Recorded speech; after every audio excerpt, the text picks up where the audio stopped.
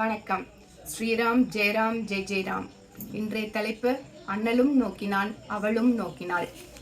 ராமர் லக்ஷ்மணர் அவங்க குருதேவராகிய விஸ்வாமித்ரரோட மிதிலை நகரத்தை நோக்கி நடந்து வந்துட்டு இருக்காங்க. விஸ்வாமித்ரர் மனசுக்குள்ள என்ன நினைச்சிட்டு இருக்காருன்னா, ராமனை எப்படியாவது சீதைக்கு திருமணம் செஞ்சு வைக்கணும் அப்படிங்கிற நோக்கத்தோட அவங்க 2 பேரையும் அழைச்சிட்டு வராரு. அப்ப அந்த மிதிலா நகரத்து கொடிகள் எல்லாம் அப்படியே அசைஞ்சு ஆடுது. அது எப்படி இருக்குன்னாக்க, நீங்க பார்க்கடல்ல உங்க மனைவியாகிய திருமகள் அங்கிருந்து நீங்கி இப்ப இந்த ஊர்ல ஒரு பெண்ணா பிறந்திருக்காங்க. அந்த பெண்ணை நீங்க இப்ப சந்திக்க வரீங்க, அவங்கள நீங்க திருமணம் செஞ்சுக்கோங்க அப்படின்னு சொல்ற மாதிரி அந்த கொடிகள் அசைஞ்சு ஆடுதான். அவ்வளோ அழகா இருக்கு.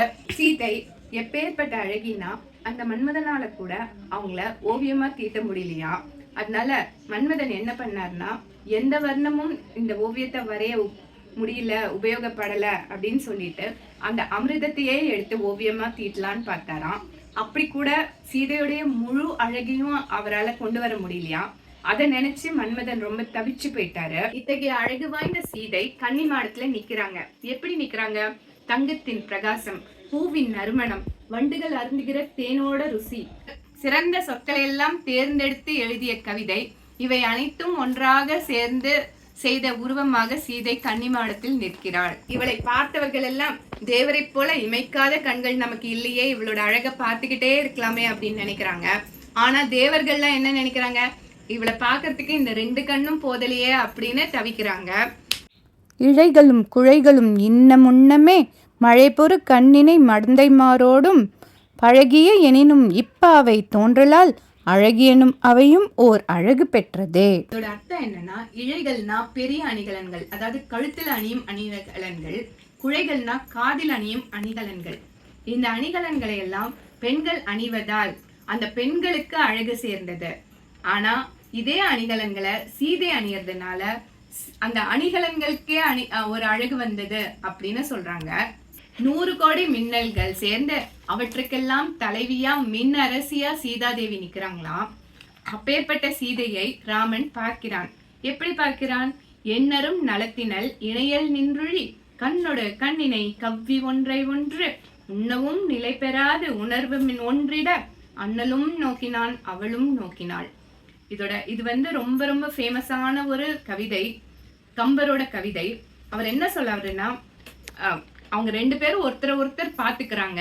பார்வைகள் 2ம் ஒன்றை ஒன்று பற்றி விட்டன. திருவள்ளுவர் எப்படி சொல்றாரு அப்படின்னா, நோக்கினால் நோக்கெதிர் நோக்குதல் தாக்கணங்கு தானே கொண்டன துடைத்து. இதோட அர்த்தம் என்னன்னா, ஒருத்தர் ஒரு பெண்ணை பார்க்குறாரு. அந்த பெண் திருப்பியும் பார்க்கறது எப்படி இருக்குன்னா, ஒருவன் ஒரு தாக்குதலை நடத்துறான், அதற்கு எதிர்க்கு தாக்குதலா அந்த பெண் ஒரு பெரிய படையோட வர்றா, தாக்குறா அப்படின்னு அர்த்தம். கண்ணோடு கண்ணினை நோக்கொக்கின் வாய்ச்சொற்கள் என்ன பயனும் இல அப்படிங்கிறாரு. அதாவது கண்ணோடு கண் பார்த்து காதல் வயப்படும் போது வாய் சொற்களுக்கு அந்த இடத்துல வேலையே இல்லை அப்படிங்கிறாரு. வேல் போன்ற விழிகளை உடைய சீதை ராமனின் தோளை பார்த்தாலாம். வீரனான ராமன் அவளுடைய மார்பை பார்த்தாராம். இவ்வாறு அவங்க 2 பேரும் பார்க்கறது அப்படி காந்தம் போல ஒருத்தர் கவர்ந்துக்கிட்டாங்க அப்படின்னு சொல்றாங்க. வரிசிலை அண்ணலும் வாட்கண் நங்கையும் இருவரும் மாறி புக்கு இதயம் எய்தினர். அதாவது ஒருத்தரோட இதயத்துக்குள்ள இன்னொருத்தர் போய் அமர்ந்து விட்டார்கள் அப்படின்னு சொல்றாங்க. அதனால அவங்களாவே இல்லை அப்படிங்கிறத நம்மளால புரிஞ்சுக்கலாம். இருவரும் ஒரு காலத்துல பார்க்கடல்ல ஒன்றாக இருந்தவர்கள். அதனால இப்ப அவங்க பிரிஞ்சு கொஞ்ச காலம் ஆயிடுச்சு.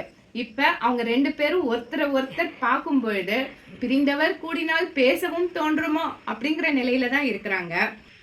இதெல்லாம் ஒரு சில வினாடிகள்லயே நடந்து முடிஞ்சிடுச்சு. உடனே ராமர் லக்ஷ்மணர் அவரோட குருதேவராகிய விஸ்வாமித்ரர் அவங்க கூட சேர்ந்து அவர் அந்த வழியே போய்விட்டார். சீதையோட மனமாகிய யானை ராமர் பின்னாடியே போயிடுச்சு. அப்ப எப்படி ஆச்சுன்னா, ஒரு துளி மோரானது ஒரு கிண்ணம் பாலை தயிராக்குறது போல அந்த விழி வழியே கண்கள் மூலமாக சென்ற காதலாகிய நோயானது அவள் உடல் முழுதும் பரவி வாட்டியது. சீதல் காதல் வயப்பட்டு காதல் நோயினால் துன்புற்றாள். ராமர் என்ன யோசிச்சுட்டே போறாருன்னா, நம்ம பாட்டுக்கு மேல் மாடத்துல நின்ன ஒரு பெண்ணை பார்த்து அப்படி காதல் வசப்பட்டுட்டோமே, இது வந்து தகுந்ததா நம்மளுக்கு அப்படின்னு அவர் யோசிக்கிறாரு. அப்புறம் நம்ம எப்பயுமே எந்த தீய வழியிலயுமே போக மாட்டோமே, அதனால அந்த பெண்ணுக்கு மனமாகி இருக்காது, நம்ம வந்து எந்த தப்பான பார்வையும் பார்த்திருக்க மாட்டோம் அப்படின்னு நினைச்சுக்கிட்டே அவர் அப்படியே நடந்து போறாரு. இதுக்கப்புறம் அவங்க 2 பேரும் தவிக்கிறாங்க. அதாவது காதல் நோயினால தவிக்கிறாங்க. இந்த காதல் நோய் எப்ப முடிவு பெறும்னா, இவங்க 2 பேருக்கும் திருமணம் நடக்கும் பொழுது முடிவுற்று அவங்களோட இல்லறத்தை தொடங்குவாங்க. இதுதான் அண்ணலும் நோக்கினான் அவளும் நோக்கினாள். ஜெய் ஸ்ரீராம். நன்றி.